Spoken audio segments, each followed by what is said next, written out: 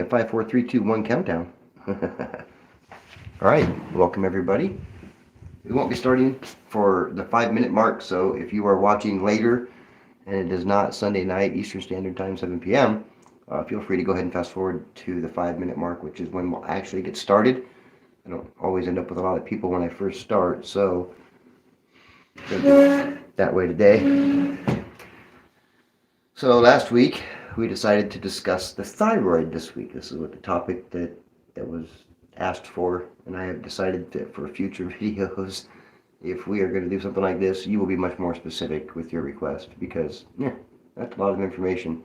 And when I initially started, I was like, I almost just decided, hell with it, I'm not going to do it. But I went ahead and finished. Well, I did a presentation for thyroid, and we will cover it. And there's a lot of information here. So, because you got hypothyroidism, hyperthyroidism, all sorts of different type of thyroid conditions, and those can all stem from other glands and organs. Hi, Teresa. I'm doing good. How are you? We were at the 116 mark, so we're going to do like we did last week. At 5 minutes, we will start everything and get it going properly.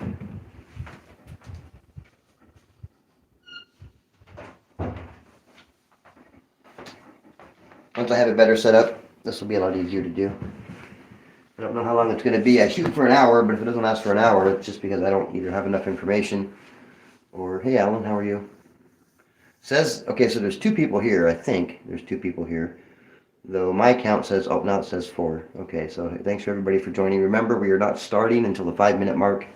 So for those of you who are just now joining, we'll be talking about the thyroid today. This is an interesting topic. The thyroid is actually part of a group of glands and brain parts that control really everything in your body. And, and there does seem to be a lot of issues with the thyroid. But I've talked to a lot of thyroid doctors. I know a couple of thyroid doctors. And I know one in particular who's really, really good at what she does. And she kind of agrees. She said that, at times, it's not necessarily the thyroid that's the issue.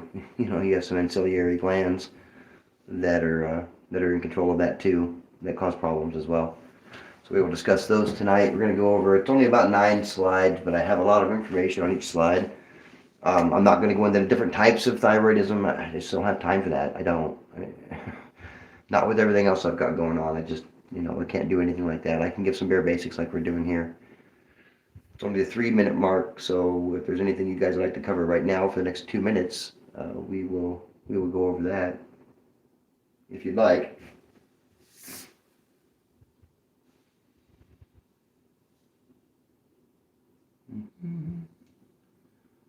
It'd be terrible to have nothing but silence for the next 2.5 or a minute and a half.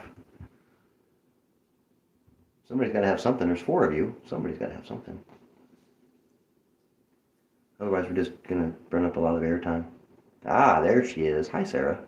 Sarah Durkee has showed up. She is our moderator for the evening. She does that pretty much across all my platforms. So, eventually, at some point, for those of you who have Instagram, I might do a live on Instagram. I don't really get a lot of views here. TikTok's mad at me right now, so unless I use my other account, which I don't really get a lot of traction on it, so unless I use my other account, I don't really get a lot of views on it live either. So, but I am starting to pick up a lot of stuff on Instagram. So if any of you are on Instagram, I might decide to do an Instagram live one of these Sundays. Test the waters for each until I find one that works, right? I mean, you got to kind of stay consistent, but I also want to stay where I'm reaching the most people. That is kind of part of the goal of what I'm doing. Don't get me wrong, I like helping people and I like doing all that stuff, but for the most part, I also appreciate a lot of, or more views. And, I do like it, if 3 people watch it, that means, hey, there's 3 people that I helped. But when I had the potential to go to another platform and had 3,000 people do the same thing, it just makes more sense to go to a platform that's actually going to expose your product. So it's a business decision, not personal. As everybody can see, the screen is much clearer today. We are starting in 15 seconds, so if you've got anything, now's the time. You can't be an open all chat. Well, I mean, I can kind of. I don't have. I need a co-host in order to do that. All right, we're at the 5-minute mark. We're going to get started. All right, so we're going to talk about natural solutions for thyroid. And the thyroid is a gland in your body that controls a lot of different things. And we're going to get into that a little bit more of what it does later. What we're going to talk about now is the map to it. It doesn't end. It doesn't start with the thyroid, right? You have thyroid doctors in particular that take care of nothing but the thyroid, but it's not necessarily always starting with just the thyroid. So when you go to looking at the thyroid, it's actually controlled. There's like a tree in your head. The tree in your head, the map of the thyroid, where it starts is your hypothalamus, which is part of your brain. It's kind of deep inside your brain, roughly the size of a pea, give or take, and it controls your entire endocrine system. It's also the connector between your nervous system and the rest of your body, your glands and your immune system. It's actually pretty important. Your hypothalamus kind of need it. And it produces its own glands and it has its own things. But I've been of an opinion oftentimes that, and I've talked to a couple of thyroid doctors, that sometimes it's not necessarily the thyroid that's the issue, but it's the hypothalamus that's the issue. And its malfunctioning is enough to cause it to kind of just go right down that chain. So the next up in line that goes with that, now they kind of work in conjunction, but the hypothalamus still controls it all, and that would be your pituitary. Now your pituitary gland controls your insulin and other types of hormones, and it's pretty important. Obviously, with the bad pituitary, you have all sorts of bad issues.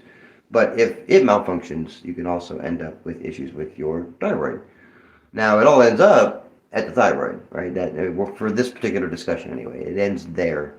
So it starts with the hypothalamus, it goes on through the pituitary, and the hypothalamus and the pituitary are supposed to work in conjunction together to produce the proper hormones for the thyroid to work properly. That's how that whole chain of events is supposed to work.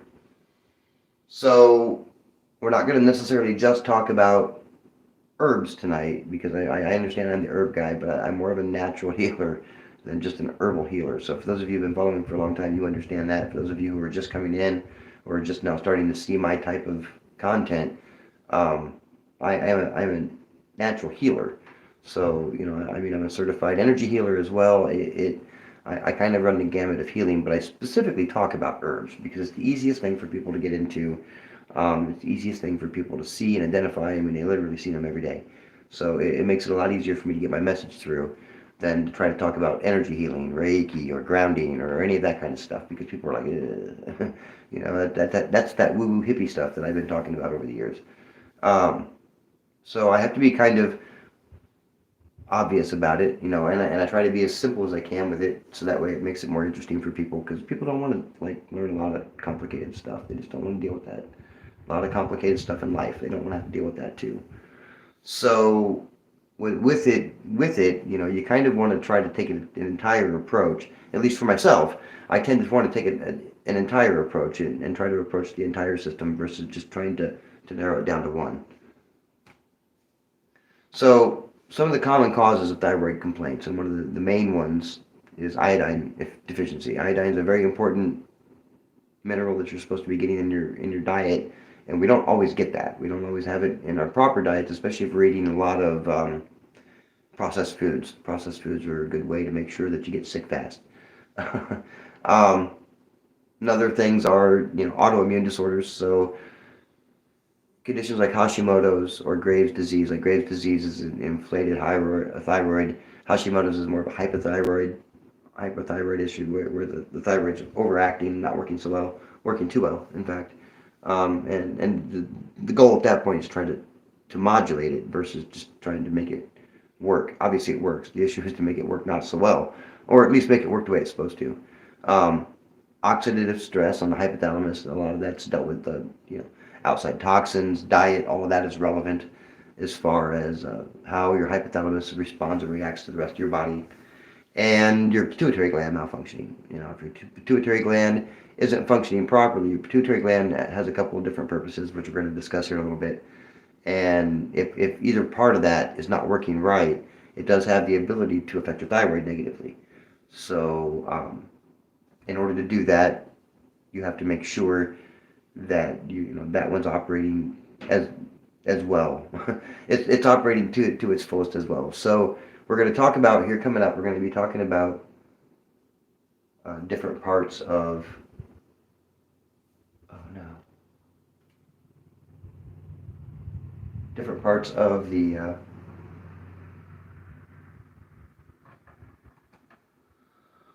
Hold on a second. The slide is acting up.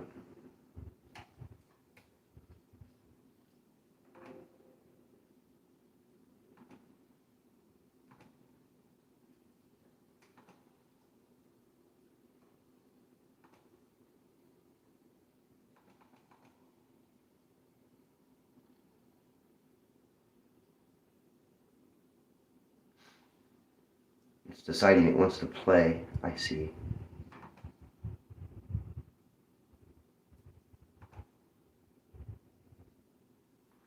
Well, that is for some reason, my computer is slowing down. Please be patient.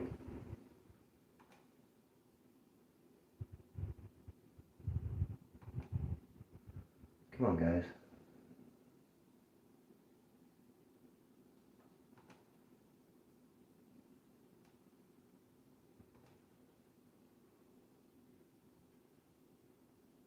All right, so there we go. The hypothalamus.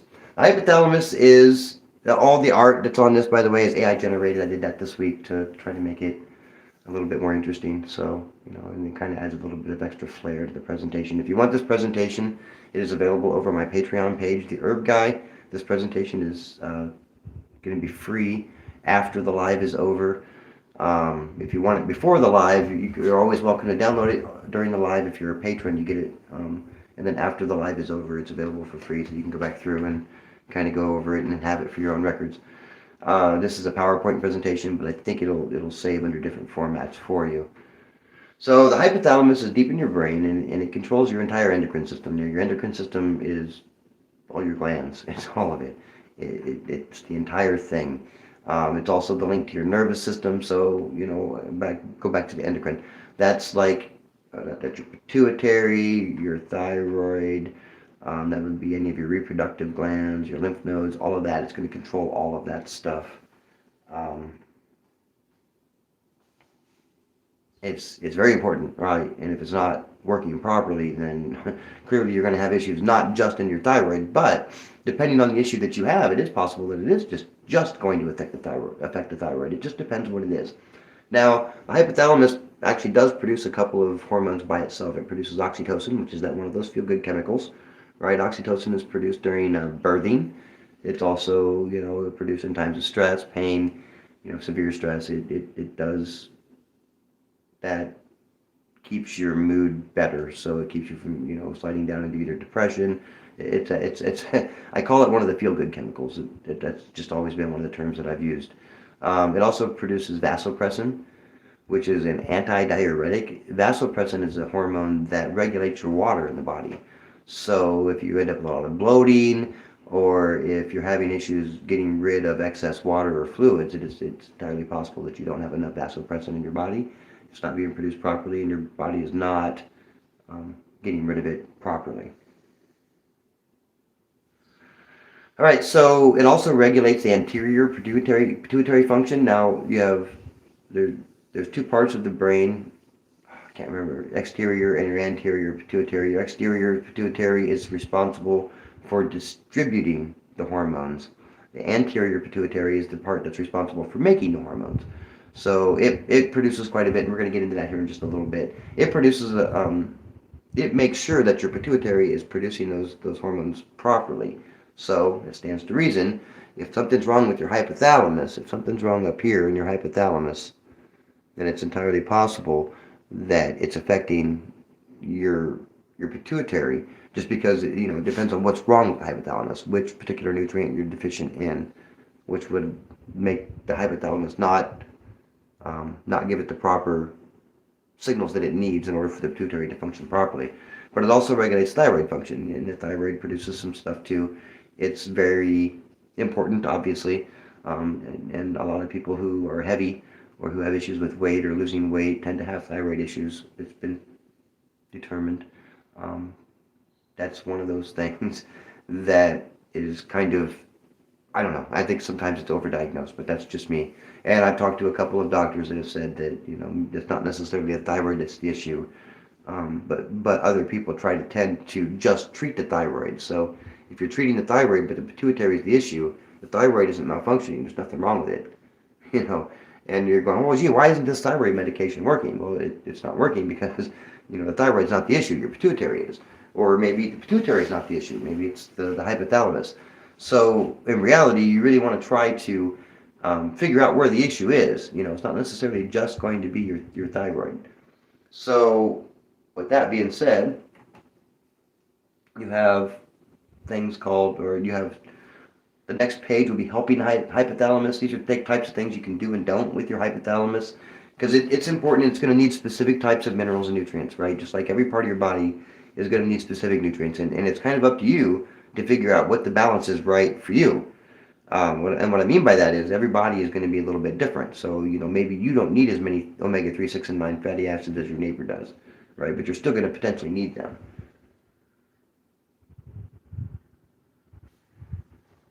Hold on.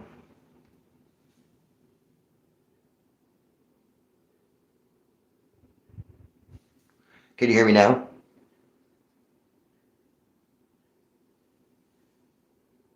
Everything working now? Somebody said they couldn't hear me. So, all right. So apparently I did something different. And hopefully I didn't waste the last 15 minutes of the video, because that would be awful. All right, so when you're going to help with hypothalamus, there's a couple do's and don'ts. There's some do's and don'ts that you can do. So the don't do's we have for the hypothalamus is you want to avoid too many of the saturated fats. Saturated fats are going to be, now if you look up online, it's going to say things like lard and tallow, beef tallow. But if you do the research, lard and beef tallow are not bad for you. They're not nearly as bad for you as some of the other things that they're given to us as food. So you want to avoid foods like canola oil, safflower oil, corn oil, vegetable oil. Any of those high processed oils, the low grade olive oils, are not very good for you either. Even though they say they are, the low quality olive oils don't necessarily have as much olive oil in them as you think. And they're way overly processed, so they're not really good for you.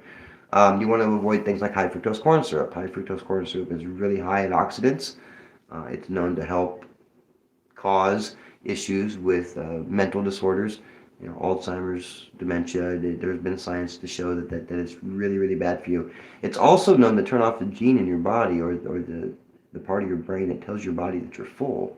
So when you eat a lot of high fructose corn syrup, there's a chemical compound in that says, hey, once you reach a certain point, that chemical compound says, okay, or that particular part of your body says, okay, we're full, you can stop eating now. Well, high fructose corn syrup is known to turn that off, right? So you just keep eating. You're never full, ever, because there's that part of your brain that tells you you are. It doesn't work. So you just keep eating, eating, eating. You want to avoid fast foods. Fast foods are terrible for your body. They'll break down your liver and your kidney fairly quickly. And they're going to try to tell you that they have healthy alternatives, blah, blah, blah, but it's the types of food that they cook in. It's the fact that the meat is highly processed as well. So it is not the best food for you. You want to avoid too much sugar, sugary snacks. So that includes pop. You don't want to eat a bunch of cake and donuts and pie. You can have some natural sugars, and that would be in your fruits, but you kind of want to still limit those to a point. You don't really want to eat a lot of those either. A serving. Take everything in moderation. Excuse me, I'm so sorry. My allergies are killing me today. I was out in the woods. All right, so the do-dos. What are the kinds of things you should be doing for your hypothalamus? Well, you should exercise regularly. I know a lot of people say that, and you're probably going to roll your eyes, and oh my God, herb guy, why are you talking about this? Because it's essential.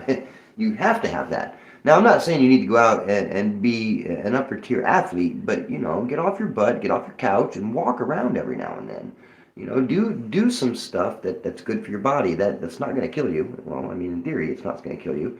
And if you're not overdoing it, well, you're not trying to look like Arnold Schwarzenegger. You're just trying to not die. That's the whole point of it. So, yeah, you're going to have to put a little bit of effort into it, because you're not going to be able to pill your way back to better health. You're not. You're going to have to get off your butt and do a little bit of stuff for yourself, too. You're going to need to have more omega-3, 6, and 9 fatty acids, which are known to be really good for your brain. They help with brain. They help with brain function. They help remove oxidative stress from the brain and allow it to work more efficiently. You want to include more fruits and vegetables, but there's a caveat to that. We're going to talk about that later on when we get up to the thyroid. And this will only be when you have those issues. But more fruits and vegetables in your diet, and raw is better.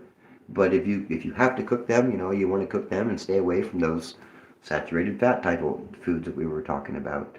Get enough sleep. You got to be able to get 6 to 8 hours of sleep. I know that some people say I function on 4. I'm going to tell you, you really don't. You really don't function on 4. You might think you do, but your body, it's not good for your body. It just isn't. About the lowest average that I've seen is 5.5 to 6 hours. That's a low average.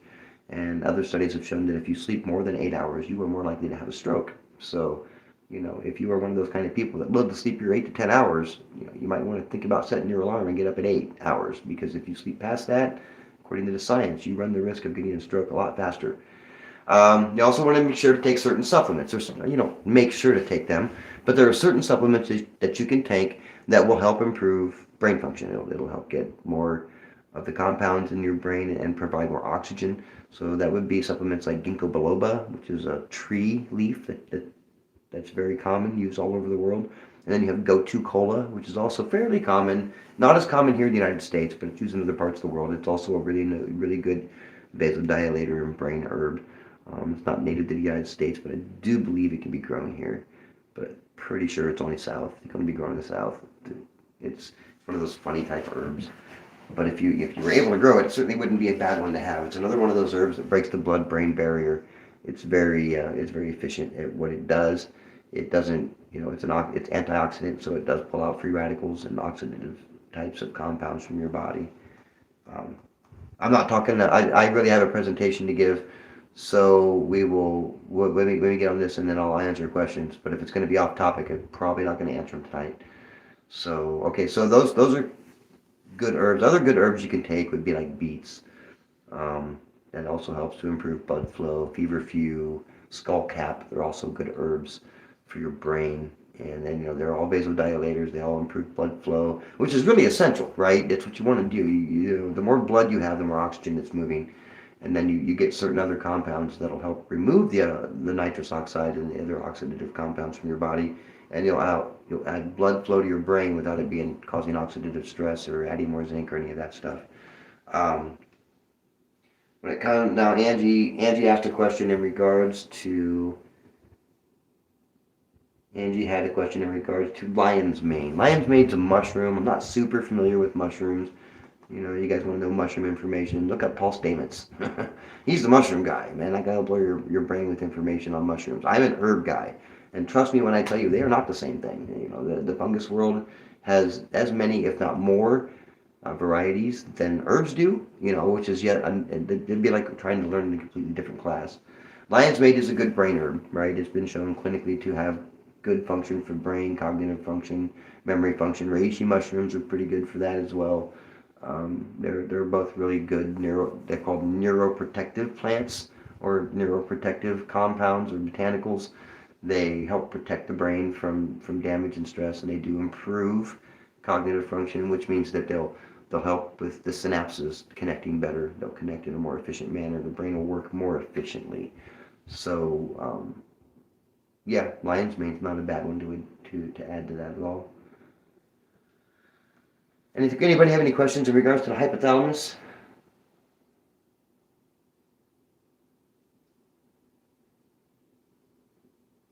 Well, cordyceps are good too. So Angie says she grows lion's mane and she grows cordyceps. Cordyceps are good too. Yeah. Mushrooms are good. In regards to sleeping, a couple people were saying to take a nap. 30-minute nap, 30-minute nap is ideal. If you can limit your nap, if some people take a nap, you take an hour nap and you feel tired when you get up. What studies have shown is if you actually take a nap and you limit it to 30 minutes, 30-minute nap, that resets your body. It resets everybody, the whole party. So it's almost as if you took a full sleep, and it'll get you through until it's bedtime. In theory, that's how the studies show. You might be one of those people that the studies don't work on or something, and it doesn't work for you. But according to the science says that if you're going to take a nap, a half an hour nap is the most ideal length of time to take a nap. Oh my gosh. All right, so on to the pituitary. Now the pituitary, look at that AI picture, isn't that weird? Anyway, a little bit of an aside. We're on to the pituitary. The pituitary is kind of a unique plant or gland. It controls hormone release, like all your hormones, almost all of them. It stores your hormones too. So it makes them, it makes some of them, and it stores some of them. That's why you have two parts to your thyroid or to your pituitary. It regulates thyroid function. It regulates the adrenal glands. It regulates reproductive hormones, not hormones. It regulates reproductive hormones, and it's connected to the lymph system as well. Now, what they found by that is the lymph system drains into pituitary. So you really want to try to keep that as clean as possible. And I do have that study. I'm not sure where I have it. I have that study. If you guys want to see that study, I'll put it over on my Patreon page, and you can look up that study in regards to how the lymph and the pituitary. That's fairly new science. They haven't known that until just very recently, that the lymph and the pituitary are connected. The pituitary doesn't have any control over how the lymph works, but they are connected.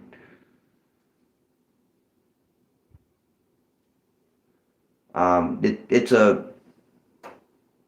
also controls your insulin, right? If you have a bad pituitary gland, pretty sure it controls your insulin. Yeah, it's a pretty important one. No, people are still talking about naps. All right, I am past naps.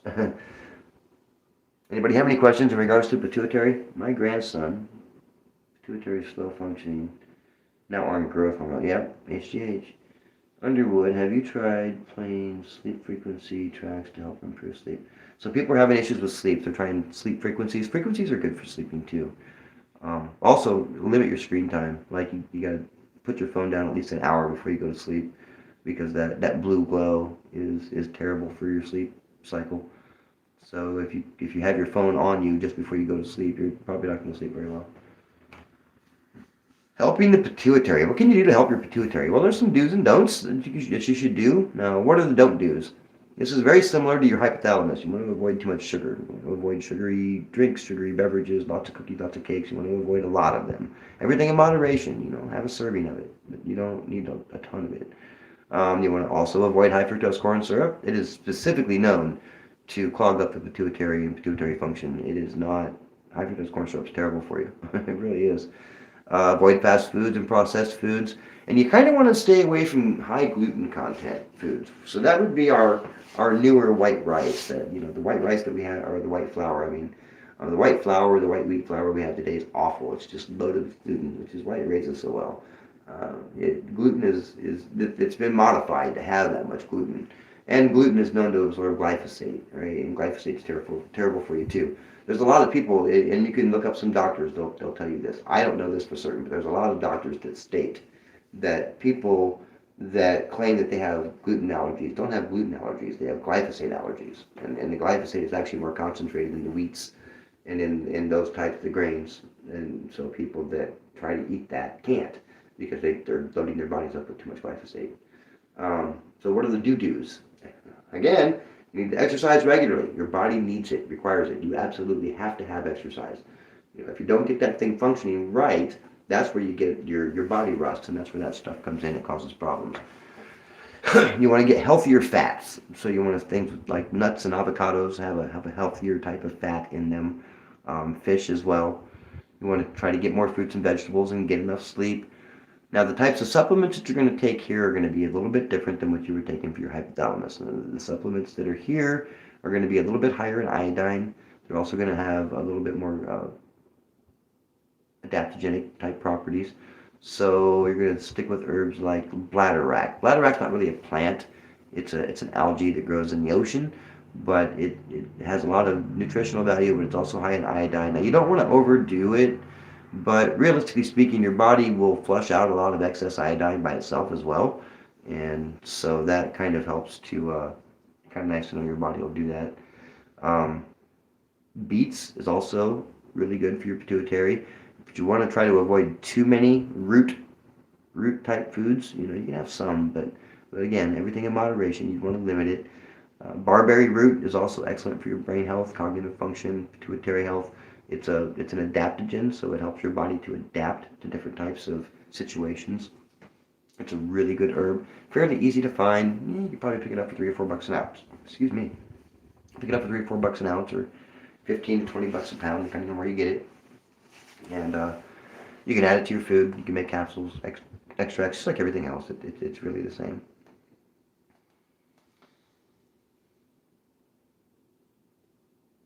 Sushi is a good thing in moderation. Alan Harvey says that sushi is a good thing. Sushi is a good thing because the problem with, okay, so the problem with ocean food, ocean fish is that there's way too much toxins in it. So you really have to limit the amount of ocean fish that you eat. Now, I mean, and by that I mean you don't make it your sole diet. You just kind of interchange it. So I know that there's a lot of Japanese people that eat fish all the time, but you still kind of everything in moderation, including things that are good for you. Um, you still get too much of a good thing, and it'll cause a bad thing, right? And we're going to talk about that here in a minute. When we get right on the very next page, we're kind of right on track. We're at the 30-minute mark. It looks like this will be another 30 or 45-minute video, give or take, unless we have some good questions or some good conversation in regards to this. Well, we'll be able to limit it fairly quickly. But those types of supplements you can take, they're fairly safe. You'd have to look up to see what's right for you, and then if you're taking medication, whether it counterindicates that. I can't give a blanket statement like that on a video like this. So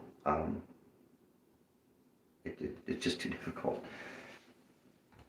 All right, so the next thing, I see what I did now. All right, so the last part of this whole thing, see, can you believe that's AI generated? Yeah, sure is. Anyway, the last thing is the thyroid. This is the whole point of why we talk. Now, the thyroid is like it's super important. It controls so much in your body. It's very, very, even though it's at the end of the string, hypothalamus, pituitary, and goes down to the thyroid, it is probably the most important of the bunch. Considering, if you call it for your day-to-day operations, right? So if it's a senior manager, it's your plant manager, your plant factory, the factory manager. That's the guy that makes sure everything runs smoothly. So the thyroid controls the heart rate, controls your blood pressure, your body temperature. It controls your mental activity as well. So that means it controls how well you're cognitively functioning. It gives it the proper whatever it needs, compounds, in order to function right. Well, if your thyroid's not functioning right, that won't either. It controls how food is processed into energy in the body. So people with thyroid issues, the food isn't necessarily processing into energy like it's supposed to. Now, when you look at calories is essentially a unit of measurement of energy. That's all a calorie is. That's just a specific unit of energy. And so when you consume so many calories, your body isn't necessarily, if your thyroid isn't working properly, your body isn't necessarily processing that food the way it's supposed to be processed. It's processing it improperly, which is why it'll cause weight problems. Either it'd be too heavy or too skinny, whatever work or whatever is specific for that particular individual. It even regulates your skin and bone maintenance, right? So how well your skin will reproduce, how well your skin will heal. Same with your bones. It's really very important, as you can see. And it does have some hormones that it controls itself. But the most important part of what most people think of when they think of thyroid issues is how it processes the food in the body. We're going on to the last slide, and then we'll be getting to like an open discussion / question and answer period. But again, we will still be ending by that 1 hour mark. Keep it at that tonight, and we'll see what we got. All right, so number 9, helping the thyroid. What kinds of things can we do to help our thyroid? Well, the thyroid's pretty easy actually to help. The don't do's are the same as all the other ones. You want to avoid too much sugar, high fructose corn syrup, fast foods and processed foods in particular. And the processed foods are the ones that have had the crap cooked out of them, and they're at a point that they just don't necessarily have all their nutrition anymore. They're loaded with MSG and all this other crap that's supposed to quote unquote preserve it. Well, you're going to try to take that preservatives in your body. Well, our bodies aren't necessarily designed to metabolize those types of compounds, so that's going to cause issues. And if you're having thyroid issues, apparently some of the vegetables that you'll want to avoid would be like cabbage and cruciferous veggies. So cabbage, cauliflower, broccoli, those types of plants. They're all part of the same family anyway, but those are the ones you'd want to avoid eating, because they will actually instigate more thyroid issues if you're having issues with it. And then you have to do a specific look or search for your particular type of hyperthyroidism to figure out what works for you. And obviously, you're never going to be able to get that in a 30-minute video. It's never going to happen. And if you do, I would highly question that guy. I'm just saying. So what are the do-dos when it comes to helping the thyroid? Well, the do-dos, you want to exercise regularly. Oh no, what a big shocker. You also want to do the healthier fats like nuts and avocados, more vegetables, get enough sleep. A lot of those are consistent across the board, right? That will actually help your entire body. But they also help those particular 3 glands that we were talking about tonight. Now, the supplements are also going to be a bit different. Supplements like spirulina. Spirulina is super nutrient dense to the point where you just need tiny amounts of it. You don't need a lot of spirulina in your diet, but it has a lot of really good benefits. It's really good for people with hyperthyroidism or hypothyroidism. It works for both. It helps to modulate your thyroid. It's also a seaweed. It's actually more of an algae than it is a plant, but it is a super nutrient dense. There have been discussions of actually trying to grow it in other parts of the world, like in Africa, where people are starving, where they would just need a quarter cup a day to get the nutrients they need, and then all they would have to do would be to fill up the rest with rice and carbohydrates to keep them, get the calories that they need. Other supplements that you would use for this, you got ginger.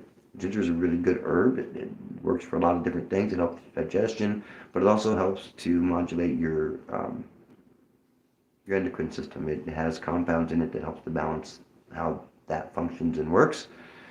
And you have eleuthero root. Eleuthero root it's also called Siberian ginseng. It is one of the most powerful adaptogens in the world. This plant is so thorough. There's a lot of science behind this plant. Now, eleuthero was used back in World War II. The Russians used it as a means they gave it to their soldiers, right? They would give it to their soldiers for the ones that were going off to battle. The reason why is because they didn't have to feed them. The soldiers that they were given the eleuthero root to, and you can go back and read those studies. They've done thousands of studies on eleuthero root, but on the eleuthero root, the soldiers that got it, they didn't have to eat as much. They didn't have to take as much water. They didn't get injured as much, and the ones that did get injured healed faster. So it actually gave them a real definitive edge. Sometimes they used it in conjunction with Shasanderberry, but sometimes it was just alone. And they found that less is more, right? This isn't one of those herbs you want to take a whole bunch of, because more of it that has less good effects than less does. They did another study where they were giving it to, they were testing longevity, what it did for longevity, and it was a bacteria. It was a specific bacteria that they were testing it on. And this specific bacteria, I remember this study, I had to go through and see if I could find it again. But in this particular study, what they found was they gave it 100 microliters, so a tiny amount, and it did okay, right? It lived like another 4 days. Now, this particular organism, I don't remember if it was a bacteria or if it was just like maybe a nematode or any type of those types of organisms. But I know it was a small organism. It wasn't super advanced. So, but it only lived 19 days, always and forever. 19 days. It didn't matter what it was. It was a 19-day liver, unless something else happened that it killed it beforehand. But it never lived longer than 19 days, no matter what they gave it, from what they discovered with science. So they gave it the eleuthero root, and they gave it the 100, or they gave it the 500 microliters, and they listed another 4 days. So that's a little bit more than 25% life expectancy that it extended the life. So they tested again, and they gave it like a 20% or 80% less. They gave it 100 microliters, and they found that it extended it another 4 days on top of that. So it went from only ever living 19 days with no help at all to living an extra 8 days, which increased life expectancy by almost 50%. So that would give, somebody who would live 80 years old would live closer to 120 years old, having the same amount of issues. Not issues, but it would age comparatively. The 120-year-old would look comparatively to an 80-year-old, given that science. And I don't know. I don't know if anybody's ever particularly tested that, but it seemed like when they used less, it actually lived longer. They used 80% less, and it lived, another 100% longer. So that showed that less is more. And I will try to find that study and see if I can put it in there in one of the videos. That'd be kind of an interesting thing. And then of course there's Bacopa monnieri. It's fairly new, not to the herb world in general, but to the more common modern today herbal people. Bacopa is fairly new. It's another adaptogen. It helps with help balance hormone function. So it's one of those hormone balancers. It helps the hypothalamus, it helps the pituitary, and it helps the thyroid to work more efficiently, right? Which is what some herbs do. They actually make your body work more efficiently. They don't necessarily always just kill the virus or kill the bacteria or whatever. It actually works to make the body work better. And that's kind of the whole goal of it. And then eventually the ultimate goal is you make your whole body work better until it does it by itself, and then you don't need the herbs anymore, right? That's the goal. So then they let your body do what it does naturally. So that's what I have tonight in regards to the thyroid. In reality, there really isn't a whole lot you need to do to make it work more, to make it more functional. Change your diet, change your lifestyle. It is really a good place to start. And I, of course, as most of you know, I'm a huge big fan of detoxing first. So you detox and you fix your digestion, and then you go to your diet. And you can start your diet right off the bat, and you can even start working on your digestion while you're detoxing. You can do it all at once, but I prefer to do it in that order. I prefer detox, digestion, diet. If you do it in that order, to me, it just seems like your body would work more efficiently. But that's what we have for that. For those of you who have not been to my Patreon, that is over my Patreon page. You have access to this PowerPoint. Sarah Durkee had a question. She said, so, when starting an herb regimen to support these organs, would I start with a cleansing? And what would I use? I always start with detox. 100% of the time, I detox first. That's for me, for myself. I'm not recommending anybody else do that. You should be better able to determine what works best for you. But I detox first, and by detoxing, I let my body do it naturally. There's a blend that I came up with a few years back that we use now. I don't know if we have any on the shelf. We don't have any on the shelf, but it contains really common herbs, things that, and I have given that recipe many times over the many lives that I've done. And I think there's even one detox one over on my Patreon page as well. I believe that's a free one. But real quick, off my top of my head, for a real quick detox blend to make it into a tea or an extract, I'd do dandelion, chaparral, alfalfa, oat straw, burdock.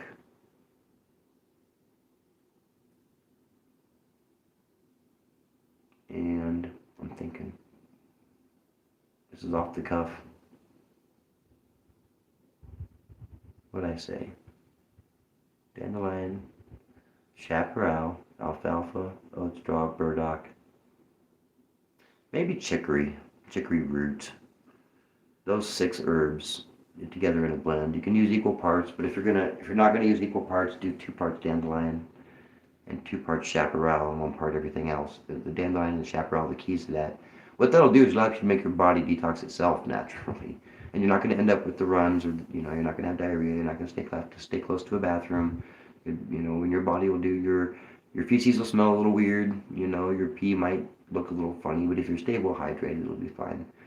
What it'll do? The chaparral itself helps pull toxins, as does dandelion. It pulls toxins out of your body, but they'll also gear your body. It boosts spleen, gallbladder, kidney, liver function. It boosts the function of all of those organs. The last one that you absolutely have to put in there, I'm sorry, is milk thistle. So you can get rid of the chicory and add milk thistle seed. If you add milk thistle seed to that, you need that liver booster. If you don't have milk thistle seed, you can use kudzu, because it's almost as good as milk thistle as far as liver boosting. So I have a couple questions. So I can take the eleuthero root to suppress my appetite. I can't say yay or nay. I know that the Russians used it in World War II to make sure they didn't have to feed and water their soldiers as often. That's all I can tell you. She also asked, how long to detox? This is a 7-day detox. You want to do this for 7 days. If you're doing it by tea form, you'd do like 3 cups of tea a day. If you made it into an extract, then you would take the extract 3 times a day, and your body would do what it does naturally, and it's not going to adversely affect how you function, so you don't have to stay tied to the bathroom. So those are the herbs that I would use. Also, another common flavonoids, another couple of compounds that you can take. You can even do activated charcoal, diatomaceous earth, or bentonite clay to pull out the toxins with. That's nothing wrong with that. Those are really good. Activated charcoal does not necessarily bind to heavy metals as well as the other two does. So if you're looking to pull out heavy metals, I wouldn't rely on activated charcoal. But I do know that cilantro is really good for pulling out heavy metals from the body. Chaparral is really good for pulling out heavy metals from the body. And diatomaceous earth and bentonite clay both pull heavy metals out of the body as well. Kudzu leaf. She asked about kudzu. Kudzu leaf, if you're going to use kudzu, use the leaf. The root is edible, and you can actually use it to replace your carrot or your potatoes. It's 10 times healthier than your potatoes too, so there's that as well. And that's an easy herb. You can get it if you start growing it. If you're like in the southeastern part of the United States, or even that area, East Coast, you'll see kudzu. It's everywhere. It'll take over and like cover a house. But if you eat it fast enough, it won't be able to do that. The whole plant is edible and super nutritious. It's good for your liver. Every part of that plant is edible. You could like cut the stems up and make them like green beans or asparagus. Cook them like you would green beans or asparagus. The roots can be replaced with potatoes. The leaves you can cook like spinach or eat raw like in a salad. And you'd want to do it serving size, right? You don't sit there and eat a full freaking bowl of them. And they go, oh gee, it made me sick. Well, duh. Of course it made you sick. You just ate a whole bowl of them. Everything in moderation. So it's just common sense. Like horseradish, yeah. Kudzu, being how it is a good choice to ferment the leaves. You could ferment the leaves, sure, and that would probably be a good way to get some bioavailability out of it. You could probably do the same with the roots too. You could ferment the roots. Certainly possible. Absolutely. And the roots grow very deep. They would be like similar to horseradish. Those roots grow deep. If you don't cut them all the way off, it'll come back. There's people that say it's an invasive weed. It's like, oh my God, it's like one of the best food sources you could get. And it's right there in your yard. If you maintain it right, cut it back, you'd have a readily supply of food that just keeps regrowing. And it'd just be right there. All you have to do is sit there and pick the leaves. But there's people that go, oh, it's a weed, it's a weed, it's a weed. No, it's great for you. There was even a rumor going around that it was bad for your liver, and then they did an actual scientific study and found out, oops, we were wrong. This stuff's really good for your liver. So it actually gets your liver producing more protein within like minutes. It's really, really good for you. We don't have any here in Ohio, but I wouldn't object to having kudzu. I don't know if it's legal to import it, so I'm not going to try. They're really funny about that. There was a long time you weren't able to do eyebright either. There was from what I understand, there was a ban from getting eyebright. Eyebright can be so invasive, but eyebright's a wonderful herb too. So that was my presentation on thyroid. We don't really have a whole lot more to cover with that. I don't remember what was our topic for next week. Anybody remember? Can anybody bring me up to speed? If you don't now, I'll forget. And then we'll just do a free-for-all next Sunday. Saffron. Right, we're doing saffron. Oh, and tomorrow, for those of you who were paying attention today, or who weren't paying attention today, I did a video about roses. So the second video, how to make a rose-infused oil, is done. Well, it's mostly done. So once it's done and ready, that'll be posted. It should be up and going tomorrow. So, which would be Monday the 5th, I think. 4th or 5th. I'd say the 5th. 3rd, 4th. Yeah, Monday the 5th.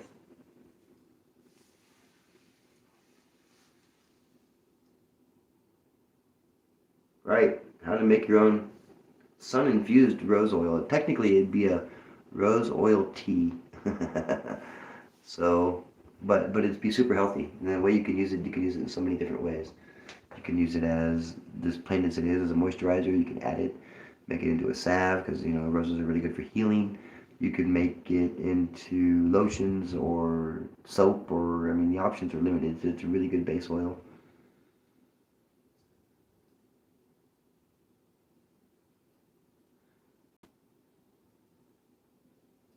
Okay, so Alan said it was saffron, but he would like to throw another one out. So we can do a quick vote. There's 5 people here. Since only 5 of you decided to stick around, you guys get to decide what it is, but only if I get 5 votes. If I don't get 5 full votes, there's 5 of you, for crying out loud. 5 of you can vote. Give me a topic. On the topic of kudzu, I was reading a write-up earlier today. Permission for many nutrients into biofuel. I don't really want to cover sumac. Not really. I don't said sumac. Sumac's good, but there's just that much more stuff. Because I already have a whole bunch of stuff about saffron. I don't have anything at all about sumac. A little bit, not very much. I suppose I could. It's common, like over half the United States. Okay, it's a vote to you guys. There's 5 of you. 5 of you vote. Sumac or saffron. I don't care which one it is. I'll do either one. I don't care. And I'm not going to vote. So, be quick though. We've got less than 10 minutes. Give a vote, and then whoever's going to stick around.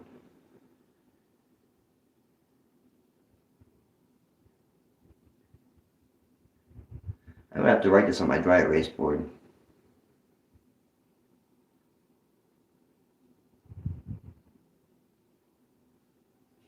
Which would really be the best way to keep track of it anyway, I think.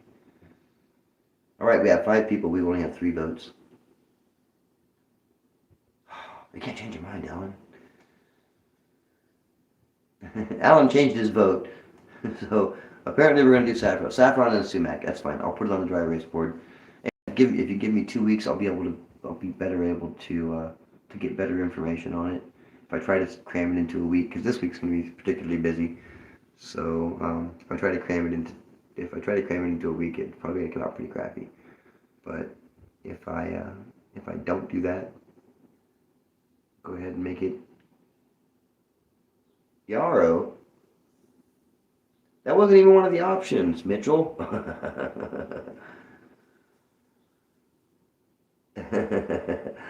I swear, I love you, dude. That's so funny.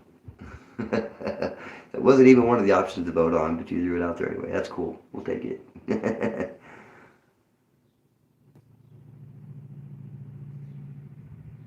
What we can do, let's see, do what? Saffron,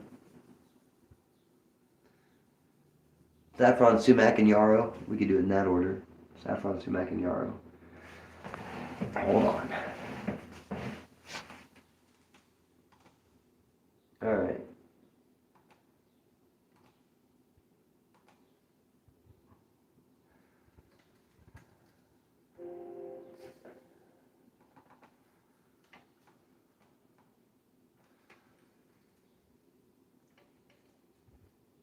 Saffron, sumac, yarrow.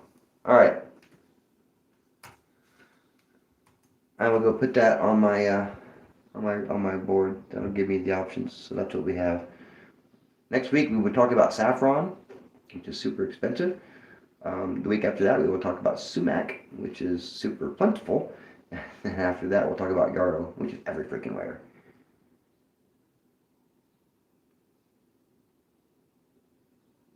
Yarrow's everywhere. All over the world, everywhere. And if you guys did not get this, again, you can get that over my Patreon page, The Herb Guy. I have all my PowerPoint presentations that I have, and those are mostly my lives. My lives are my PowerPoint presentations. So,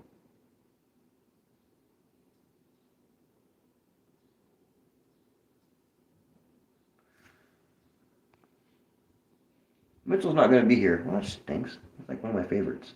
That's okay. Well, I'll come up with something good when you're here in a couple weeks then. Make it special for Mitchell. Saffron is actually pretty interesting. It's been around for a long time. It's super medicinal, but it's so dang expensive. Because all they use is the stymon in the middle. They just use the little red stems that come out. They don't even use the petals or anything, just the stems. That's why it's so dang expensive. Imagine being the guy that had to harvest that. I'd like to be that guy. That would stink. So Mitchell is going to be around for yarrow and sumac, but he may not make saffron. But I bet you'll go back and watch it later. You'll like it. It's really good stuff. However, I think we have reached the limit. We've reached 54:25. So we are still short of an hour. Next week we will be talking about saffron, and I will try to make sure that I get some really good stuff. I know there's some really cool things I have about saffron that I know you'll be surprised about. If it wasn't for it, that's like pharmaceutical expensive though. So, if somebody's using it medicinally, and they were using pharmaceuticals, they're not going to be surprised. They'll be like, oh well, I was paying more than that when I was buying these other drugs. So, it'll work out well that way.